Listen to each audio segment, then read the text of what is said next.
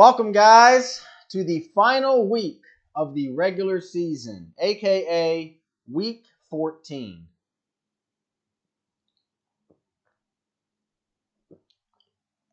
It's not that cold. But, whoa. Been a busy week.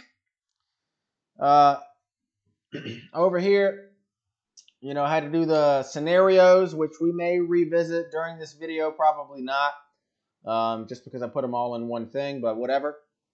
As you can see here, again, we already went over this in the scenarios, but if you didn't watch that for whatever reason, here are the current standings. The Titans Elite, Finesse, and the Voyagers have all clinched playoffs.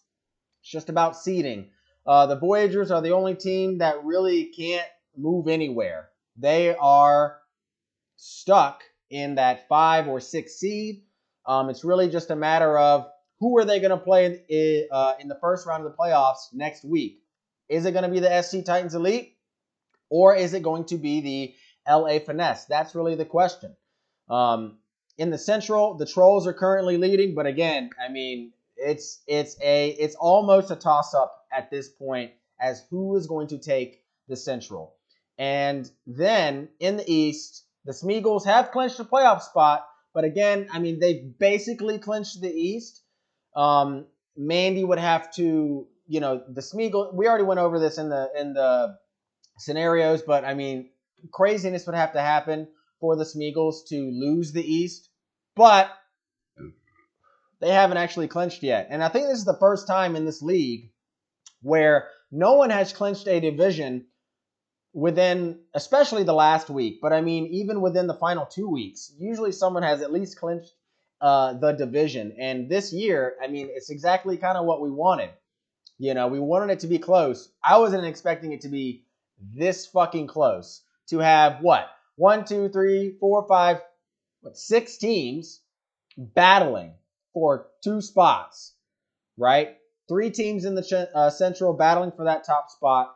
3 teams in the East battling for that last wild card spot. But again, the Sharks or the Quailmen could take that final wild card spot away from the Rune Dogs. But again, I mean, it's gonna be, again, some craziness has to happen for that. But anyways, no one new has been eliminated yet. Wise Guys, Bunny Bangers are still out.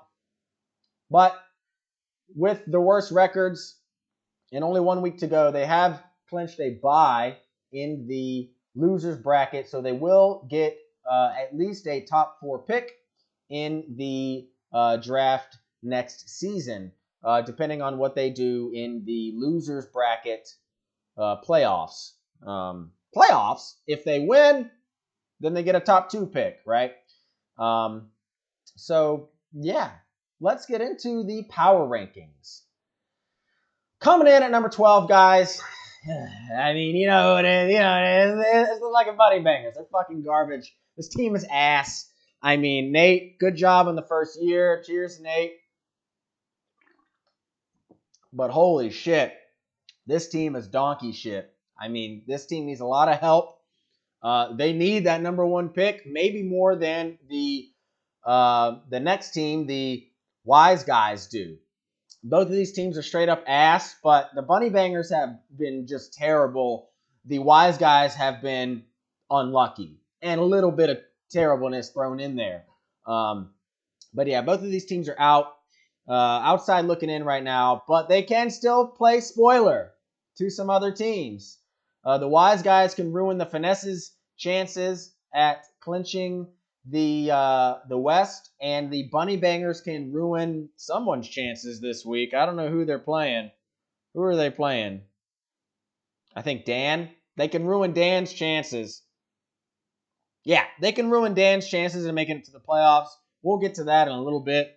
But yeah, as it stands now, these 2 guys are trash. Coming in at number 10, dropping way down again. I mean, what the hell? This team, every time I put them up, they just seem to let me down. The Columbia Dumpster Fire. I brought them all the way back up to fucking 6 last week. And then they just get basically doubled up on by the Heaters. This team is so inconsistent. I had them winning it all during the preseason predictions in like the first video, right? I thought this team was finally going to stay healthy, finally do something. Nope, choke. And we got word during the predictions video this week that the Dumpster Fire will be rebranding next year because they've just been too damn bad. But what's worse than a dumpster fire? I guess we'll find out. Coming in at number 9, we got the Tampa Bay Tiger Sharks. Fighting for a playoff spot. Really bad chance at it. They need a lot of stuff to go their way, and they need another team that could potentially take up a spot to win, and they need to outscore a lot of... I mean, it's just... The Tiger Sharks, they're not out, but damn, it's really close. And they also need a team to lose that looks like they're going to win. And one of their best players just got injured. So, again, we'll get into that when we get into the matchups, but this team's not looking hot right now. A little bit unlucky here towards the end with injuries, but whose fucking team isn't injured right now? Coming in at number 8. Got the current champ, Long Island Roondogs, somehow pulled off a fucking win against the Smeagol's last week, only putting up 99 in the process. How did they get a win? I don't know. They should be lower. This team is basically dead to rights, and the Smeagol's couldn't pull the trigger. And now they're sitting at 7-6. And this, again, like I said, this is the catalyst team. If they win, all of those other East teams are fucking out. And all of those Central teams are only fighting for one spot. Mandy is holding on to that last spot with her dear life right now. And if she wins, she's in. That's it.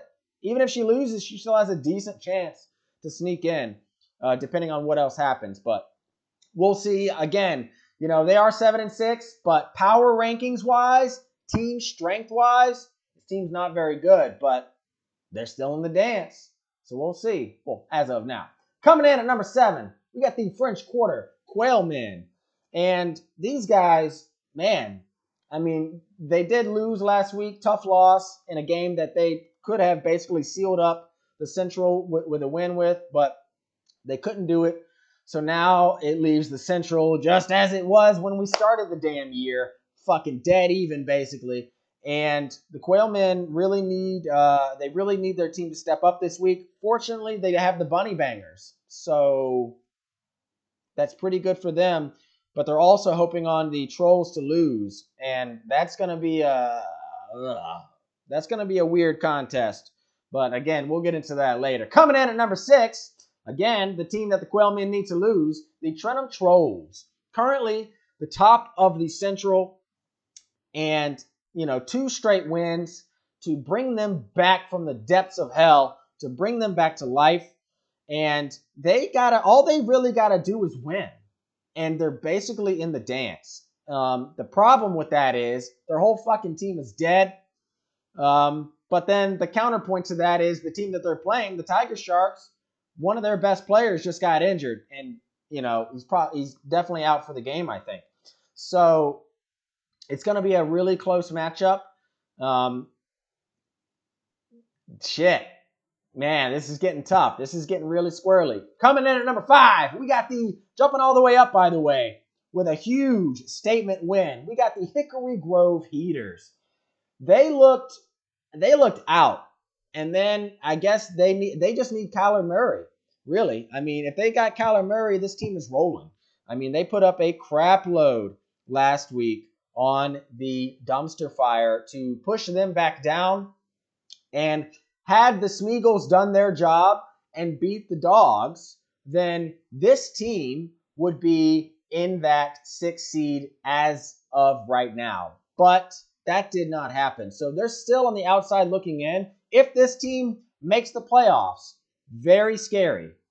Look out. Mandy-esque, as you would say. Just like I said about the Quailmen, it's about the Heaters as well. Because they're not looking too hot, but they put on a show last week. If they can do the same thing this week and get into the playoffs, look out, everyone.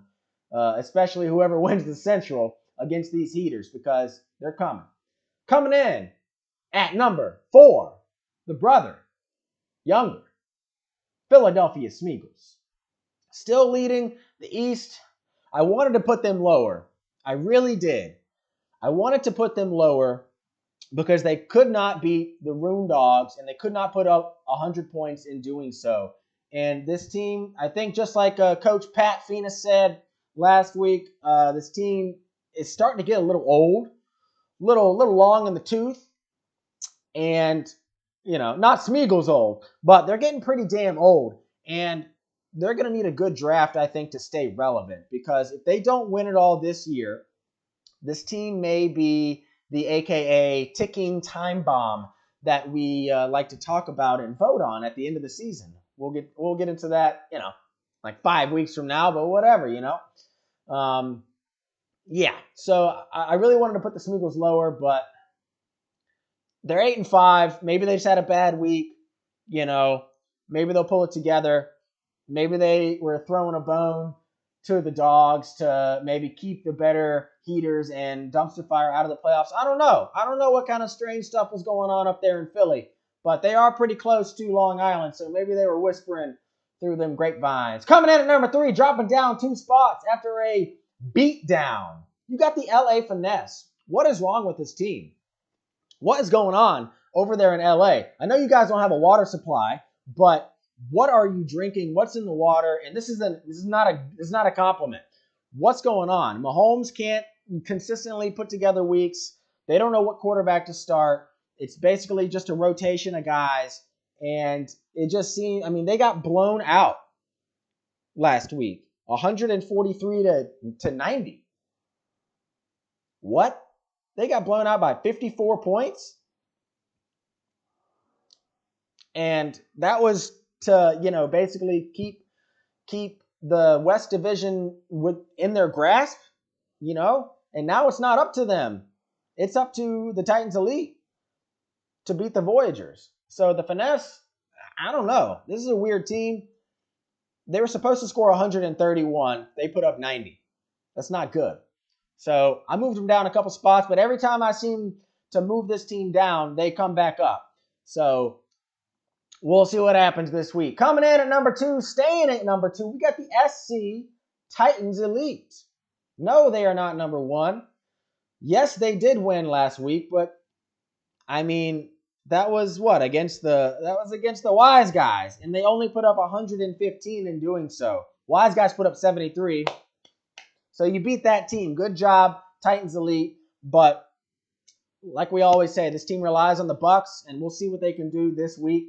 They got a tough matchup against the current number 1 ranked in the power rankings, the Vietnam Voyagers. Yes, I'm ranking myself at the top, but at the same time, I've put up 118 in every game, at least.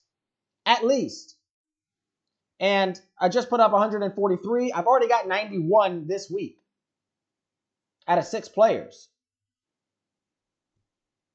And I'm playing the best team. Well, other best team, best record team. So yeah, Voyagers looking hot, already in the playoffs, testing out some new stuff.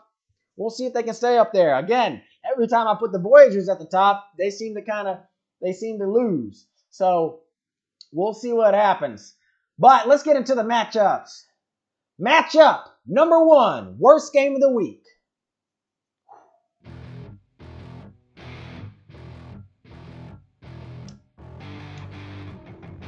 You got the LA Finesse at 9-4, flying on up to play the 2-11 Washington Wise Guys. Should be a blowout. The Finesse need this win to have a chance at stealing the West title from the Titans Elite. And if they do get a win and the Titans Elite lose to the Voyagers, most likely the Finesse will take the West. Again, the Finesse are up on the Titans Elite by about 55 points. So it's a pretty good cushion to have. So if they win and the Titans Elite lose, they get the West. They're playing the Wise Guys. They got to make it happen. They have to take care of business. Matchup number 2.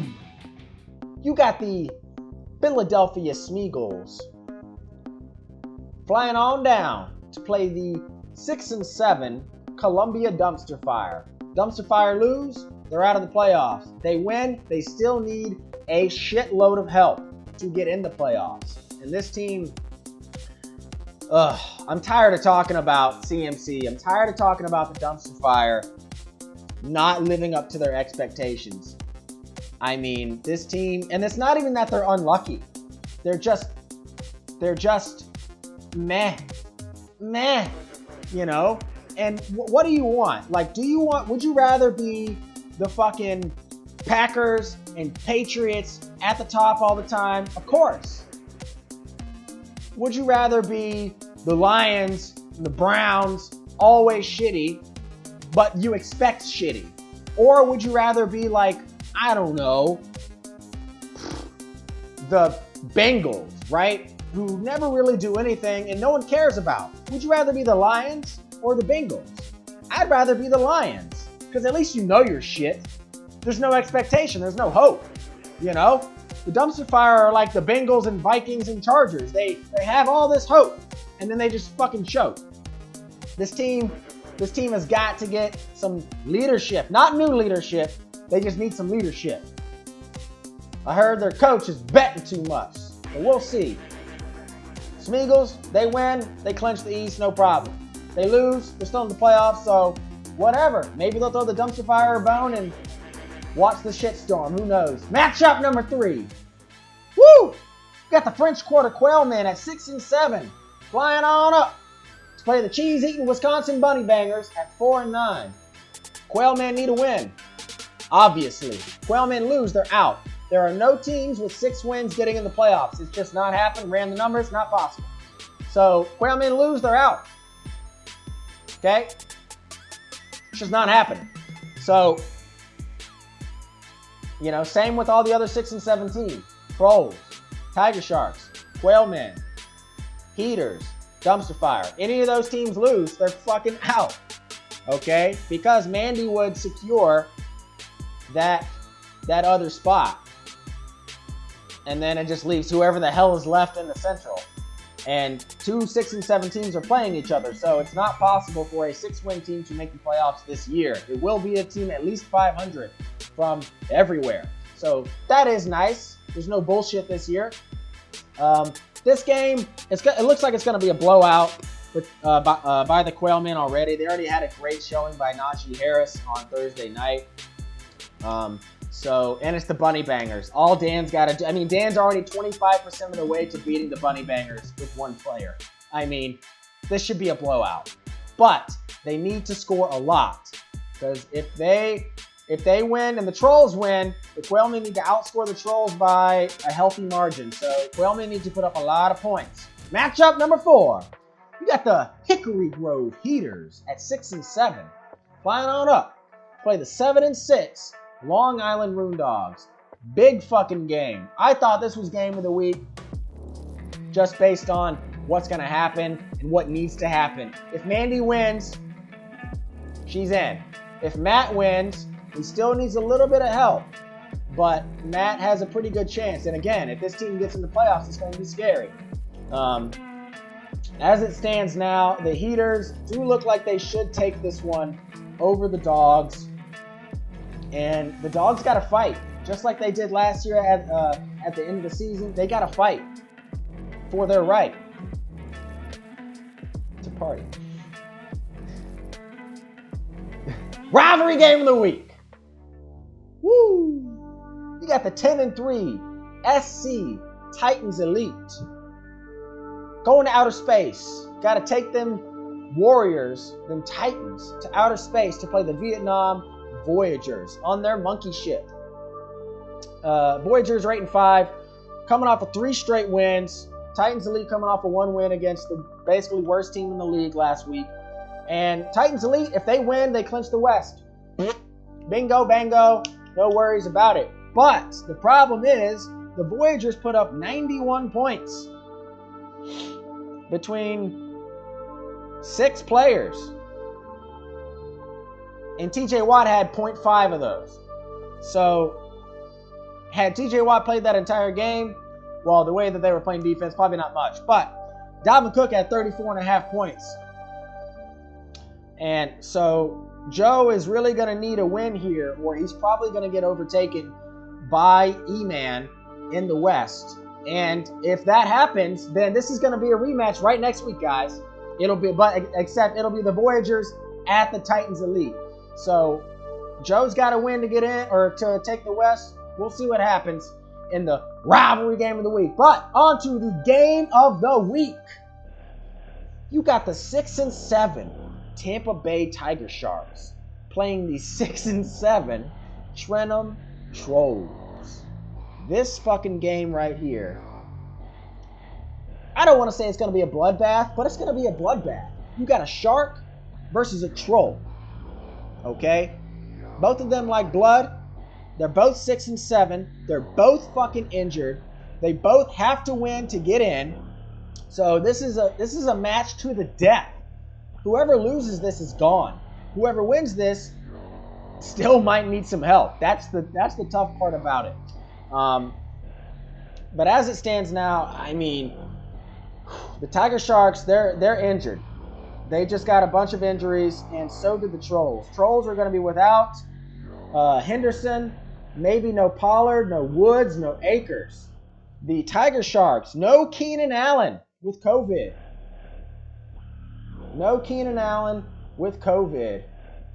And that is probably the biggest shot. They're also going to be without Elijah Moore, who went on IR, I think, this morning or last night or whenever. So without Elijah Moore, the Trolls are projected to win by 1 point.